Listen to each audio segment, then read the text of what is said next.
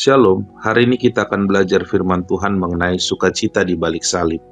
Ibrani pasal 12 ayat 2 firman Tuhan berkata, "Marilah kita melakukannya dengan mata yang tertuju kepada Yesus, yang memimpin kita dalam iman dan yang membawa iman kita itu kepada kesempurnaan, yang dengan mengabaikan kehinaan tekun memikul salib, ganti sukacita yang disediakan bagi Dia, yang sekarang duduk di sebelah kanan takhta Allah."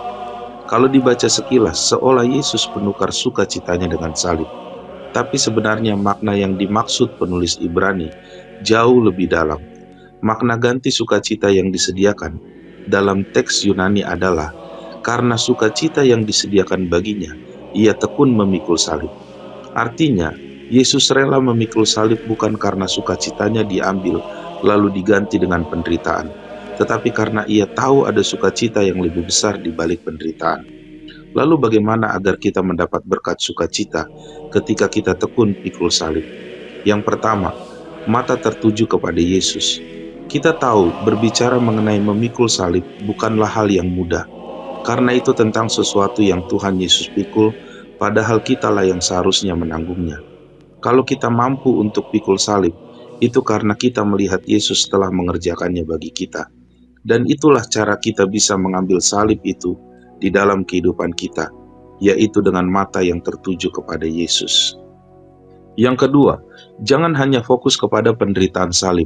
Ayat ini mengatakan bahwa Yesus mengabaikan kehinaan. Kita tahu bahwa proses Yesus menuju salib, dia harus dihina, diludahi, dihujat, diejek, bahkan ditelanjangi. Tetapi semua dia abaikan untuk menggenapi dan melakukan kehendak Bapa di surga. Di dalam kita mengikuti Yesus, kita juga bisa mengalami banyak kehinaan. Tetapi mari belajar untuk taat, apalagi apabila kita mengerti bahwa hal itu adalah kehendak Tuhan atas hidup kita. Yang ketiga, lihat tujuan akhir dari salib. Yesus melihat tujuan akhir dari salib, yaitu kemuliaan. Saat kita menghadapi salib, yaitu penderitaan dan ujian iman, jangan hanya fokus pada rasa sakit, tetapi mari kita melihat tujuan akhir dari salib itu. Sama seperti Tuhan Yesus mendapatkan kemuliaan, maka kita percaya juga bahwa kita akan melihat dan mengalami kemuliaan Tuhan di dalam kehidupan kita. Matius pasal 10 ayat 38 firman Tuhan berkata, "Barang siapa tidak memikul salibnya dan mengikut aku, ia tidak layak bagiku." Dari ayat ini jelas bahwa ketika kita mau pikul salib dan mengikut Dia, maka kita akan dilayakkan.